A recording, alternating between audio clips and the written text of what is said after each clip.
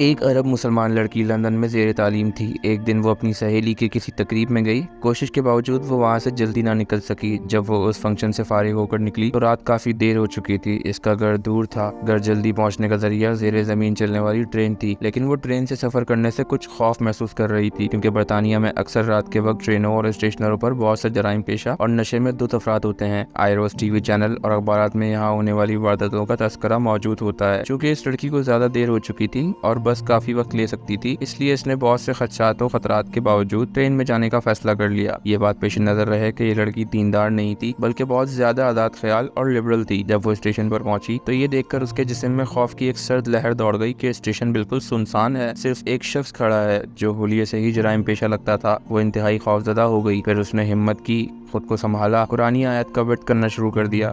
اسے جو کچھ زبانی یاد تھا، جسے ایک عرصے سے وہ بھولی ہوئی تھی، سب کچھ پڑھ ڈالا۔ اتنے میں ٹرین آئی اور وہ اس میں سوار ہو کر بخیریت اپنے گھر پہنچ گئی۔ اگلے دن کا اخبار دیکھ کر وہ چونک اٹھی۔ اس اسٹیشن پر اس کے روزانہ ہونے کے تھوڑی دیر بعد ایک نوجوان لڑکی کا قتل ہوا اور قاتل گرفتار بھی ہو گیا۔ وہ پولیس اسٹیشن گئی، پولیس والوں کو بتایا کہ قتل سے کچھ دیر پہلے وہ اس اسٹیشن پر موجود تھی۔ میں قاتل کو پہچانتی ہوں، اس سے کچھ پوچھنا چاہتی ہوں۔ جب وہ مجرم کے سیل کے سامنے پہنچی تو اس سے پوچھا، کیا تم مجھے پہچانتے ہو؟ اس نے جواب دیا، ہاں پہچانتا ہوں، رات کو تم بھی اس اسٹیشن پر آئی تھیں۔ جب لڑکی نے پوچھا، پھر تم نے مجھے کیوں چھوڑ دیا؟ وہ کہنے لگا، میں تمہیں کیسا نقصان پہنچاتا؟ تمہارے پیچھے تو دو انتہائی صحت مند اور قداور باڈی گارڈ تھے۔ یہ سن کر لڑکی حیران ہو گئی۔ اسے یقین ہو گیا کہ قرآن کی آیتوں کا ورد کرنے کی وجہ سے اللہ کی طرف سے اس کی حفاظت کی گئی۔ وہ واپسی پہ اللہ کے تشکر اور احسان مندی کے جذبات سے مغلوب تھی۔ اللہ کی مدد، اس کا بھروسہ مزید بڑھ گیا۔ اگر ہم اپنے دل کی گہرائیوں سے مدد اور نصرت پر اللہ کو پکاریں اور اللہ کی تائید و نصرت پر بھروسہ رکھیں تو ہم اللہ کی رحمت سے کبھی محروم نہیں رہیں گے۔ شکریہ دوستوں، اسی طریقے کی 2 ویڈیوز آپ لوگوں کے سامنے ہیں، کسی بھی ایک پر کلک کر کے میری آواز دوبارہ سن سکتے ہیں۔ اللہ حافظ۔